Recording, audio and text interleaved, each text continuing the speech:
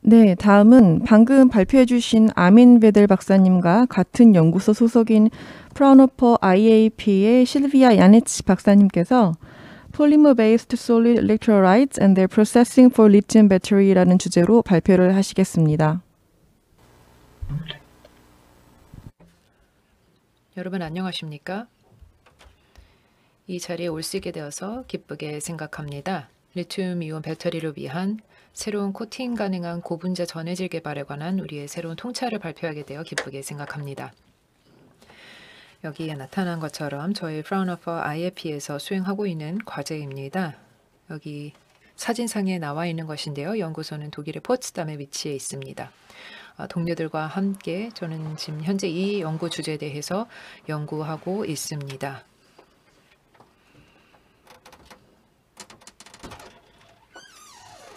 오늘 발표 순서는 이 장표에 나와 있습니다. 우선은 제 연구 동기에서부터 말씀을 시작하고 싶습니다. 그리고 저는 고체 전해질, 폴리머 기반 전해질에 관한 최첨단 기술에 대해서 말씀드리겠습니다.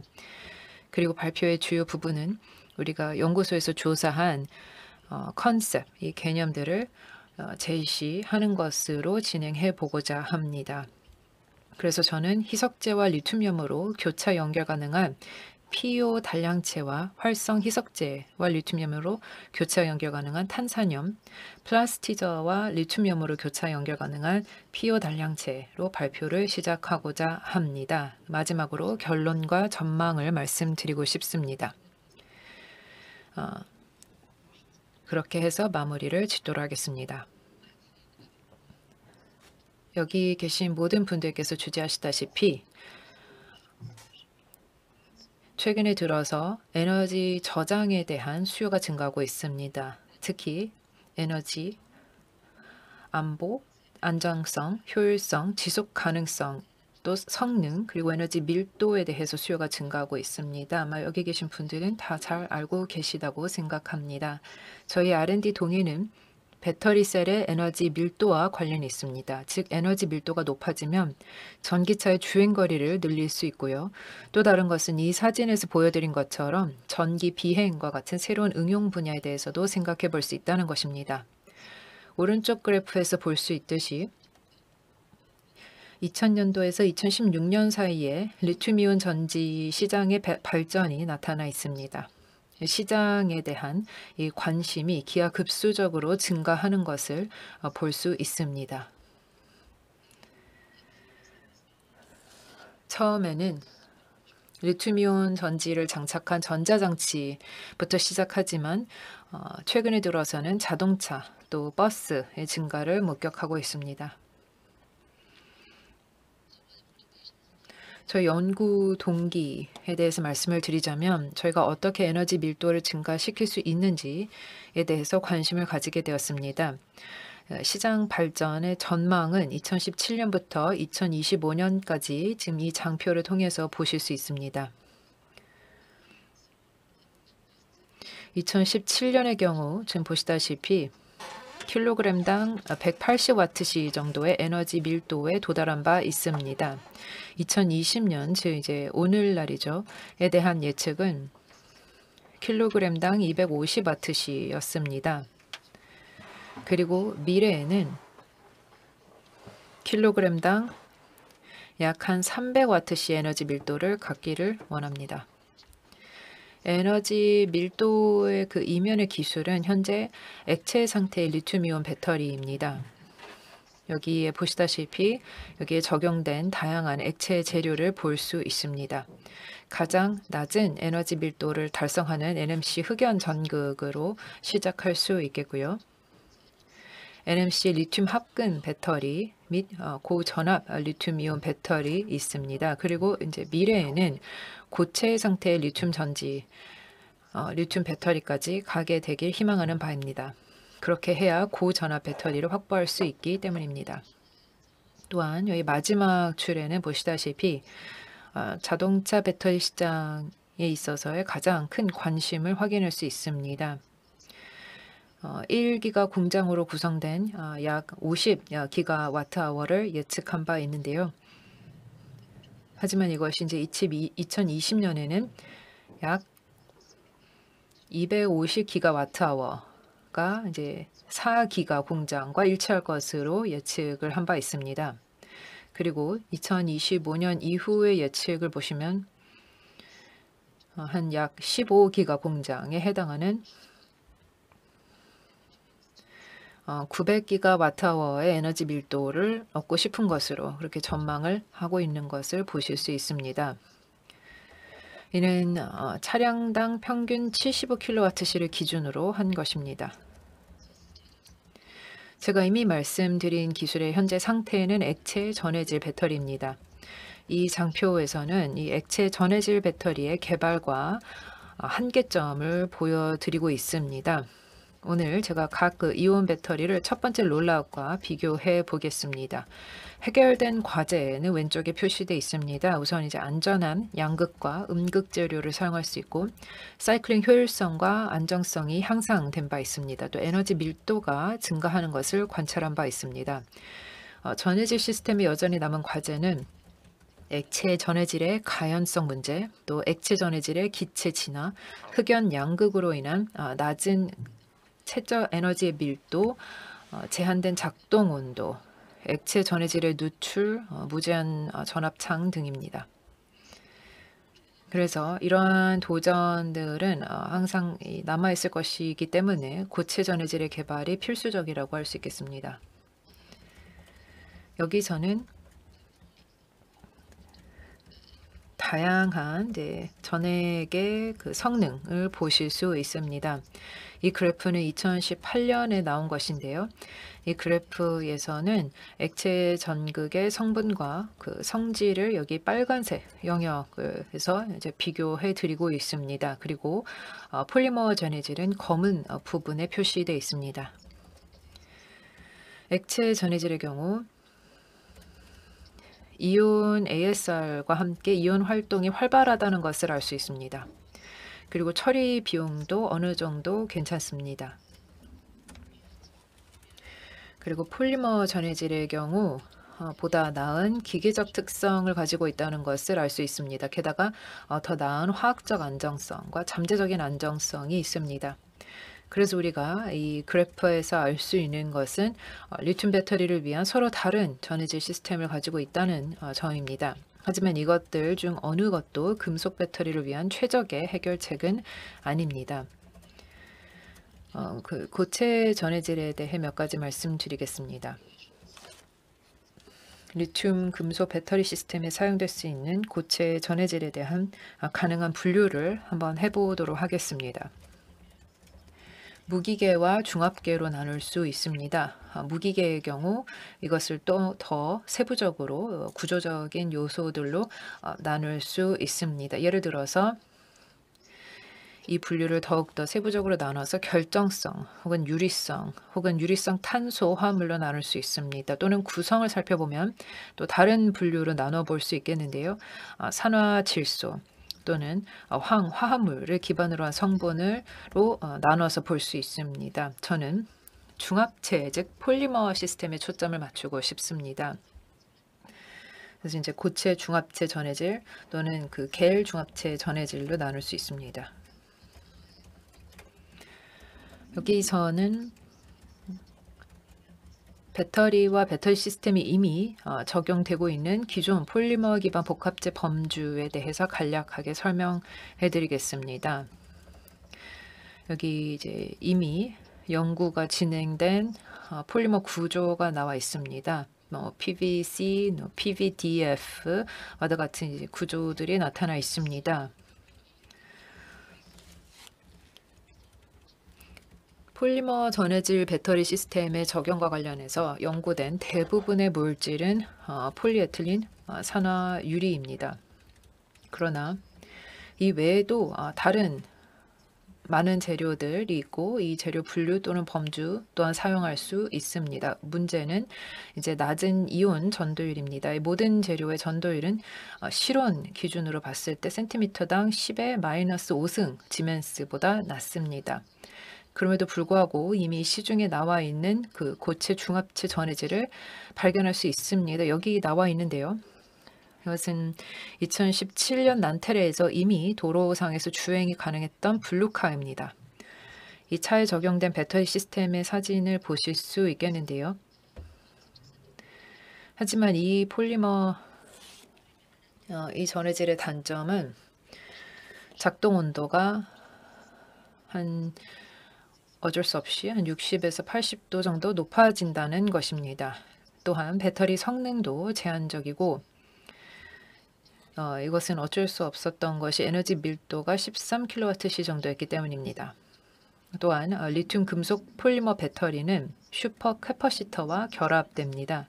그래서 중합체 기반의 이 폴리머 기반의 고체 배터리가 오늘날 실현되고 있긴 하지만 현재로서 리튬 배터리를 대적할 만한 경쟁력을 갖고 있지 못하고 있습니다.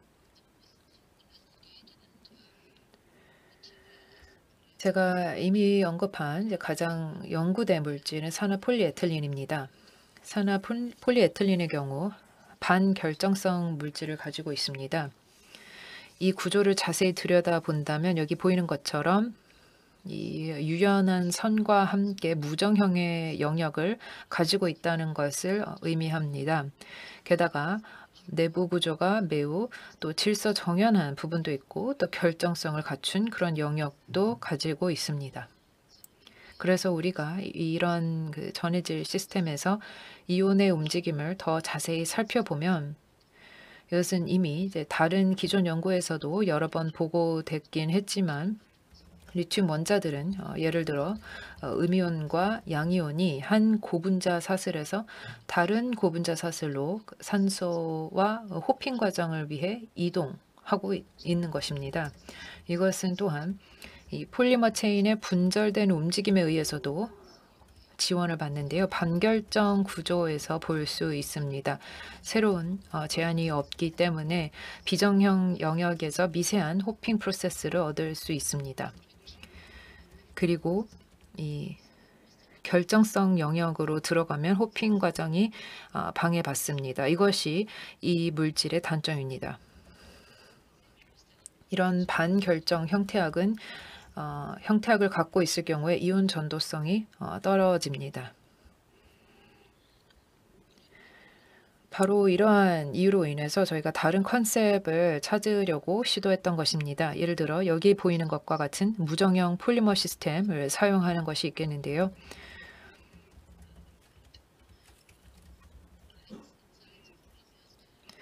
또 다른 중요한 점은 우리가 그 처리 과정에서 용제를 사용하고 싶지 않았다는 것입니다.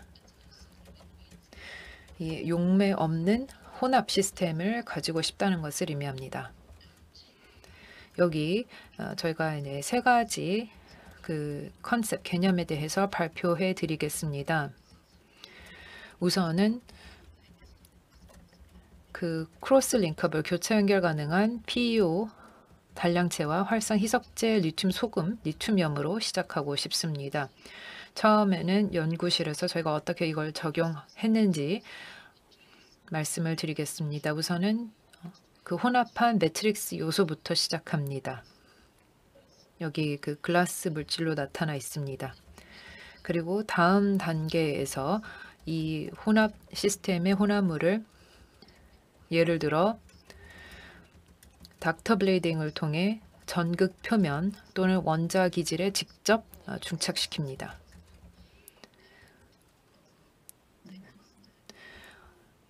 그 다음에 자동 스핀 코팅 프로세스를 사용을 할 수 있습니다. 두 번째 단계에서는 UV 광선을 사용하거나 전해액 시스템의 교차 연결에 사용할 수 있으며 중합체를 전극 표면 또는 다른 기판에 직접 중착시킬 수 있습니다. 그래서 여기 보이는 한쪽 면에서는 프리폼 형태를 볼 수 있습니다. 아니면 이 흑연 전극에 직접 재료를 넣을 수 있습니다.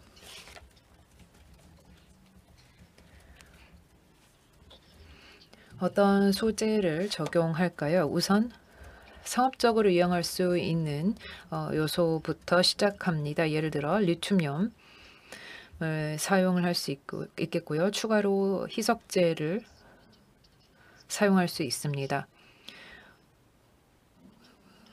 또 혼합 그 솔루션의 점도 거동을 한 초당 처음에는 약 180 MPa로 살펴봅니다. 이것은 이제 정상적인 수준으로 판단하고 있지만 만약에 저희가 온도를 높일 경우에는 시스템의 점도를 더욱더 낮출 수 있습니다. 그럼에도 불구하고 제가 전에 보여드렸던 닥터 블리딩 공정으로 획득된 재료는 실온에서도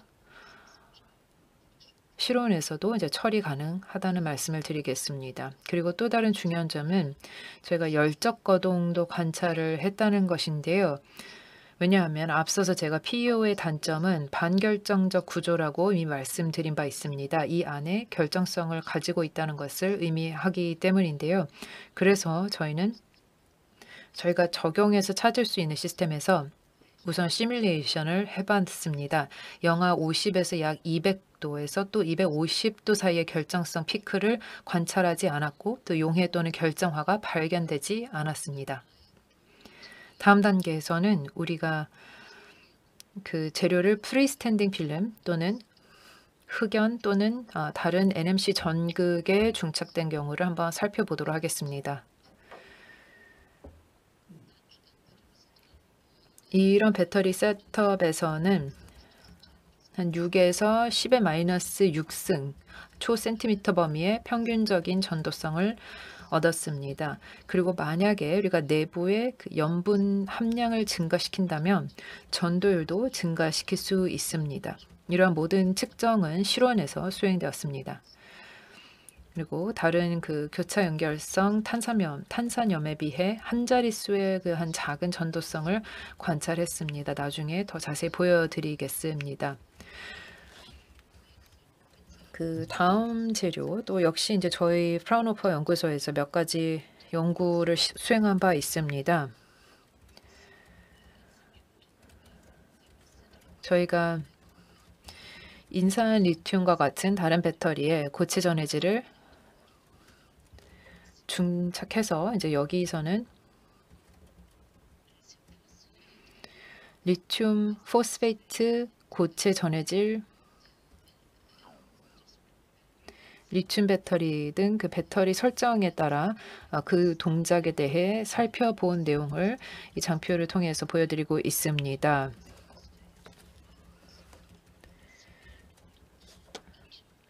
이 장표, 이 그래프에서 온도와 함께 용량을 보실 수 있겠습니다. 또한 이제 저희가 관찰한 것은 온도가 높아질수록 이 캐퍼시티 용량이 증가한다는 것입니다. 그리고 또 이 캐퍼시티의 온도 블록당 거의 안정적인 모습을 구현한 것을 볼 수 있었고 또 섭씨 70도에서 가장 낮은 스캐터링이 있다는 것을 관찰했습니다. 추가 저용량에 도달하고 또 용량은 주기 증가에 따라 증가합니다. 충전 완료는 약 4.2V에서 관찰됐습니다. 이 동일한 전액 시스템이 또 다른 배터리 전지의 셀에 적용되었습니다. NMC 전극인데요.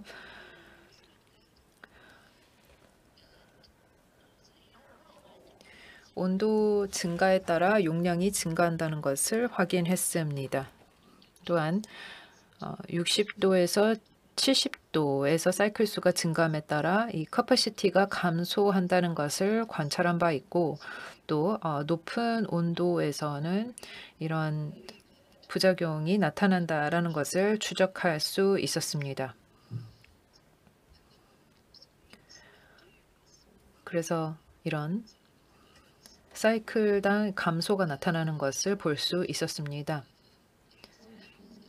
사이클과 용량, 이 캐퍼시티를 살펴보면 지금 여기는 이제 낮은 용량인 것을 알 수 있겠는데요. 하지만 이 용량은 리튬이온 인산염 전극보다는 큽니다.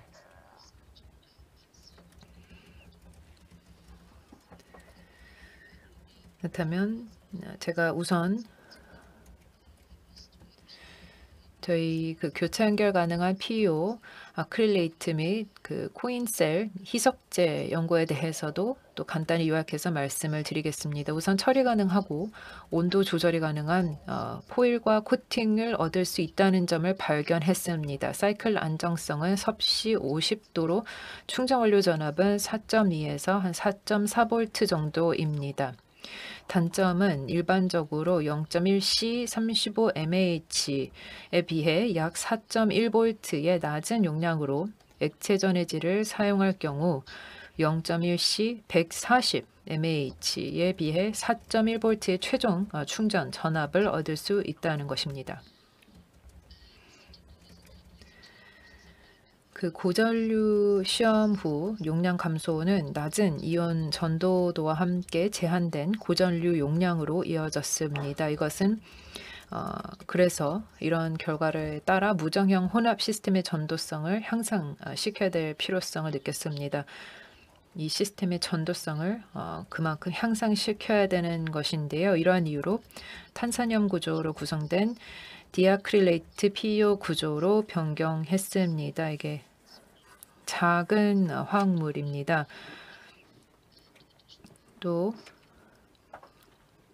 희석제로는 단수화합물을 사용했습니다.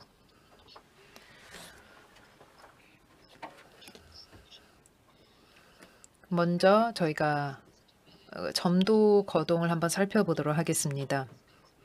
여기서는 초당 약 46mpa 정도의 속도를 가지고 있는 것을 볼 수 있었습니다. 이 구조에서 얻은 점성입니다. 매우 잘 처리될 수 있다는 것을 의미합니다. 영하 58도에서 어떠한 용해나 결정화되는 것을 관찰하지 않았습니다.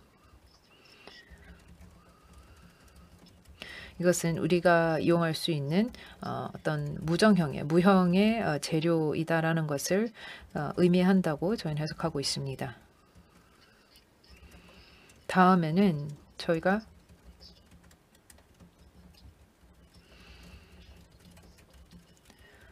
흑연 전극에 추가 중착된 혹은 프리폼 필름 혹은 추가 NMC 전극의 혼합물을 한번 살펴보기도 했었습니다.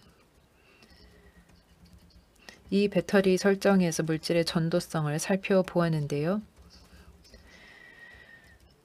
이 시스템을 통해서 우리가 발견한 평균 전도도는 한 8 곱하기 10의 마이너스 5승 S 센티미터라는 것을 알아냈습니다.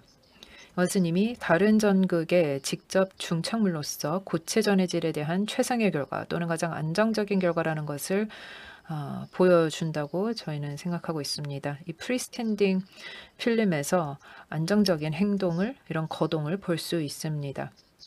흑연과 NMC의 전극 표면의 거칠기가 상당히 높다는 것을 의미합니다. 따라서 이 경우 전극 재료의 상단에 이 디퍼짓이 균일하지 않게 나타납니다.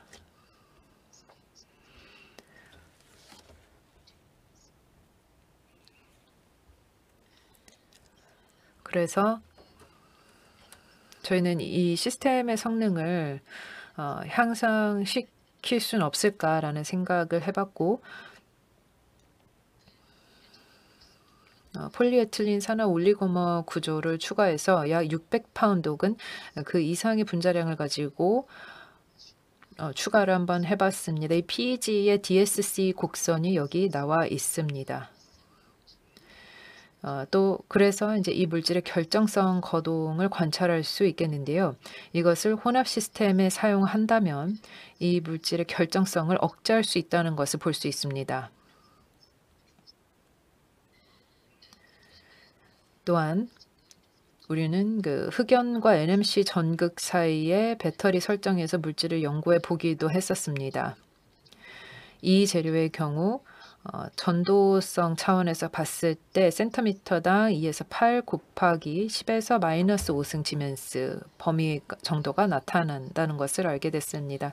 하지만 이것도 충분하지 않다라고 판단을 했고, 그래서 저희가 적용할 수 있는 다른 혼합물을 더 찾아보았습니다. 우선은 상업적으로 이용할 수 있는 요소들을 한번 시도해 보았습니다.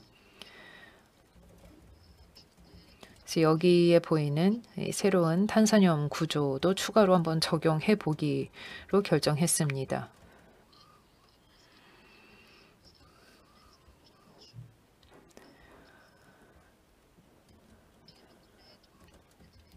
간단히 말씀을 드리자면 저희는 이제 상업적으로 이용 가능한 요소와 아담한타논을 추가하는 매트릭스를 고안해냈습니다. 하지만 문제는 만약 여기 이제 아담한타논 양을 증가시키기를 원한다면 이게 이제 가능하지 않았다는 것입니다. 왜냐하면 이 혼합물에 이제 용해되지 않기 때문인데요. 이 혼합 시스템의 한 5%의 폴리스티사이저의 도입을 할 수 있었습니다. 그렇게 했을 경우에는 이제 형태도 잘 나타났고 이 물질에서는 결정성을 관찰할 수 없었고, 그리고 전도율은 한 6에서 8, 그 10에서 마이너스 5승 정도로 나타났습니다. 이게 이제 저희가 처음에 실험실에서 얻은 탄산염 구조에서 얻은 그 전도성 범위와 비슷한 수준의 범위라고 할 수 있겠습니다. 또 우리가 다른 시도를 한번 해본 것을 말씀을 드리자면 아담한타논 구조를 테트라옥사 헥사 데칸 나트릴로 바꿔본 것입니다. 이것을 여기 지금 장표상에 나타나 있는 구조인데요. 이것을 이제 전체 혼합물의 한 36%를 투입해 보았습니다. 또 리튬염이 들어간 디아크릴리트 화합물을 사용했습니다. 이 구성을 위해서 저희 이제 배터리 셋업 상에 저희가 한번 흑연과 NMC 전극 사이에 설정해서 우리가 연구를 해봤을 때 센티미터당 마이너스 4 지멘스에서 1에서 2 곱하기 10의 그 전도도에 도달한 바 있습니다.